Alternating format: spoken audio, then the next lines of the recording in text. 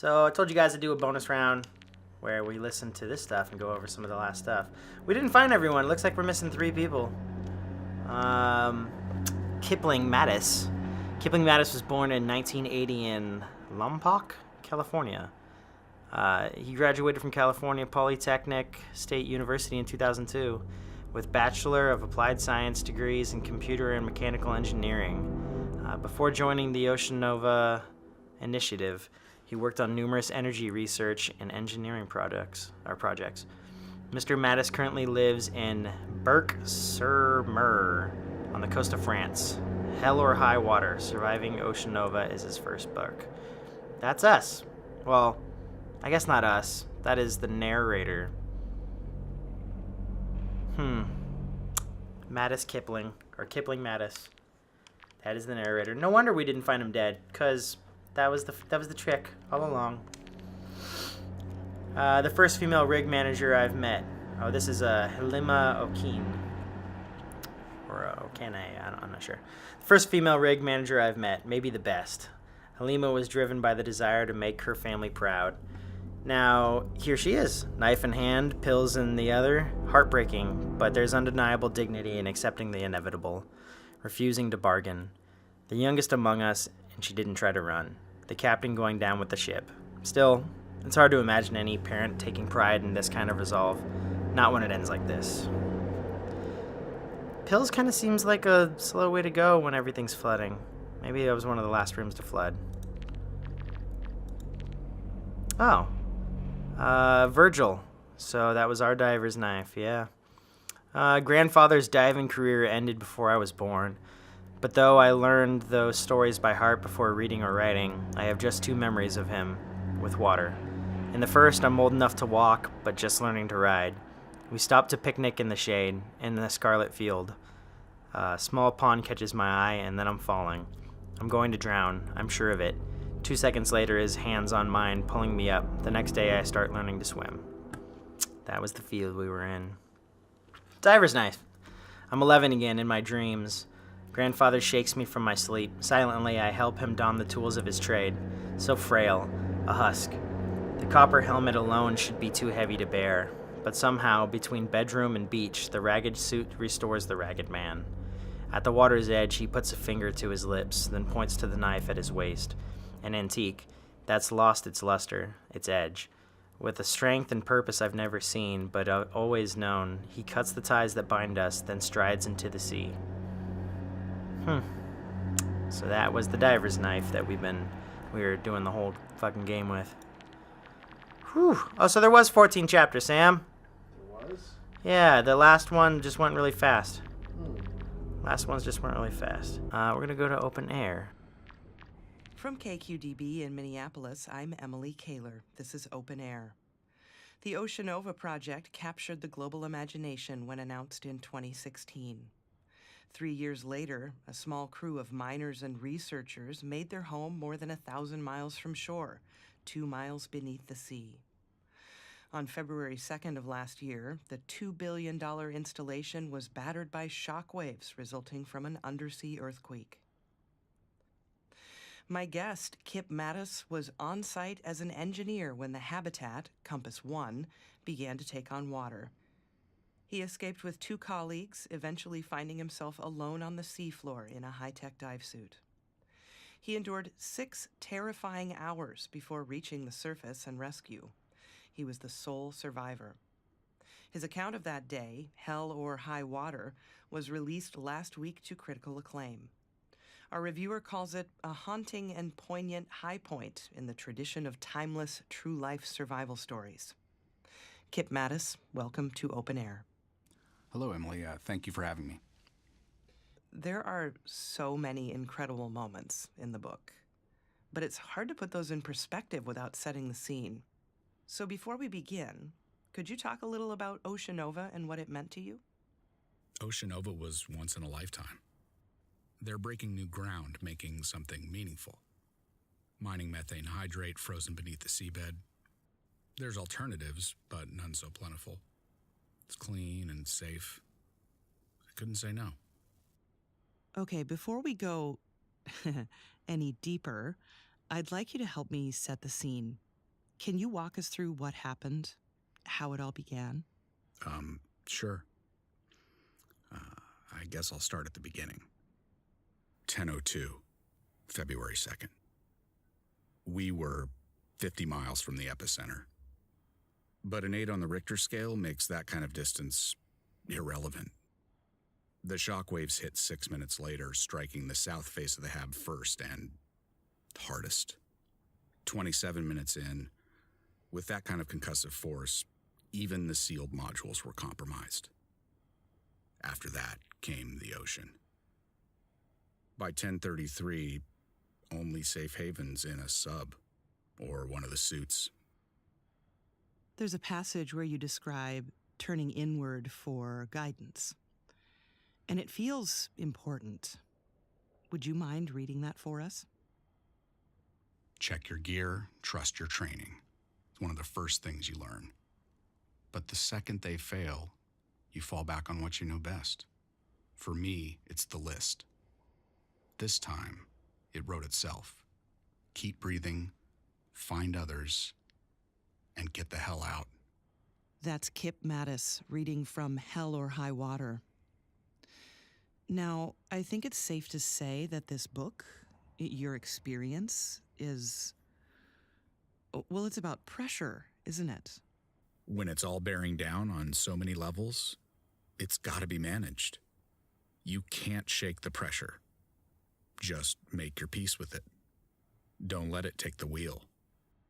There were 2 habitats, one of which was Compass 1, your home. But it was also an established rendezvous point in case of emergencies. Was there any precedent you could look to for guidance? Yes. I mean, there's protocol for everything. Has to be.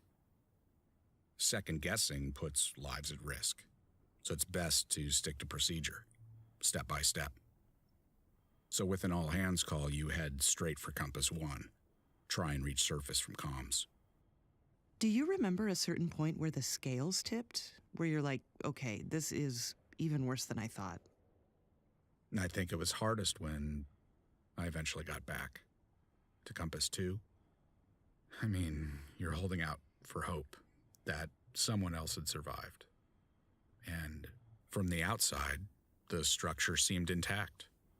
So I figured whoever's inside might, well, maybe it's okay. We ran all kinds of drills, and you believe you know what to expect. But once I got inside, where it's familiar and you should feel safe, even though I had to, those first few steps weren't easy. So as you said, after the earthquake, you didn't have any way of making contact with the surface. Well, I mean, it's hard to describe the state of devastation. And I tried in the book, but yeah, reaching the surface was off the table, physically or otherwise. So it's simple. Hitch a sub to Compass 2 and hope others did the same. Which you did after a pretty incredible ordeal. And we're jumping ahead a little, but when you got there, things were different. Can you talk about that? Normally, the habs are lit up top to bottom all the time. A lot of the gear was waterproof. Some of the lights and monitors were still running. So it wasn't dark, but it's fading. Like the whole thing's on life support. We now know that at least a few others survived the initial destruction. Some managed to get themselves into dive suits, like yours, and tried to do just that.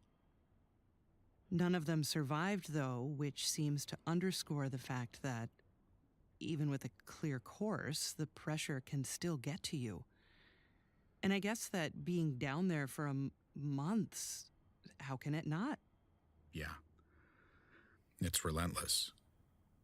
I mean, the isolation is unnatural. Little problems start to spiral. Any baggage you don't check at the surface comes unpacked pretty quick. Some find ways to cope, others struggle. How do you mean? Well, time kind of stops, right? And watching life go by inside the bubble is cruel. The ones that care get a head start learning to live without you. So the grief comes first, whether or not you're really gone, which feels like they already let you go. You had to confront loss on an entirely different level. That's evident when you write about finding one of your colleagues for the first time. Dr. Pahlavi? Yeah, that's right. Was that the first time? No, not exactly. No. I mean, I've seen death before, but not like this. Up here, the impact's usually more abstract. This is intimate. It's like when you pass an accident on the freeway. All the possibilities run wild. But then a song you like comes on, or your exit's coming up, and you've moved on. Back to normal. What's it like living in a habitat? I mean, there were 20 of you, including scientists and engineers like yourself. Sardines in a tin? They're planning on 60, 75 once the whole thing's staffed up. So just 20 of us felt hollow. There's not much time for recreation, but the options are there. They did their best to keep us happy. But not exactly carefree, I guess. Right. We even had this saying, "In God we trust, everything else gets triple checked." But so much diligence makes every aspect of daily life heavy. Each task or item, like getting into a suit or going outside, has an equivalent weight. So for getting cargo or yourself over to Compass 2, the shuttle's the most efficient option, relatively speaking. The protocols, the lack of sunlight, breathing recycled air. How do you cope with all of that? Well, they give you shots, and we do these checkups with the surface every 2 weeks. The little things are tough, the stuff you have to live without, as well as the new inconveniences you have to accommodate. They kept the heat up, but the weight and presence of the ocean, you can't shake that. Gets under your nails and gums like your teeth are coming loose. And then at some point it recedes. You might not notice that till you're topside, but it's always there. You describe this feeling that you had midway through that escape might be impossible, which led to thoughts of suicide. I have to ask, was it something you seriously considered? I was just being pragmatic. But thankfully, I never had to get serious. But as a last resort, I mean, the prospect of just wandering, wearing myself down, that's pretty grim. So, yeah. So I did. Thought about giving up. With that much time to think about nothing, just about anyone would. Thing is, the suit's designed to keep you safe, even from yourself. Makes it hard to take the easy way out. It's ironic that the suit, the one thing keeping you safe, it was like your tomb. It successfully kept you inches from death for hours. That's true. Regulators busted, hemorrhaging air, but I made it. I mean, the ADS is an incredible piece of technology. Mine took a lot of abuse. Tracks all this info about you, heartbeat, oxygen intake, biorhythms, everything but your odds of survival. Still, does it make it better knowing how bad things really are? The suit keeps out what you need to be afraid of. Only the fear's trapped in there with you, and it's thriving. So yeah, maybe you're safe and dry, but inside you're drowning. More with author and Oceanova survivor Kip Mattis after the break. And more with us. Next bonus episode, we'll do part 3 and part 4. Yeah, beep up, boop.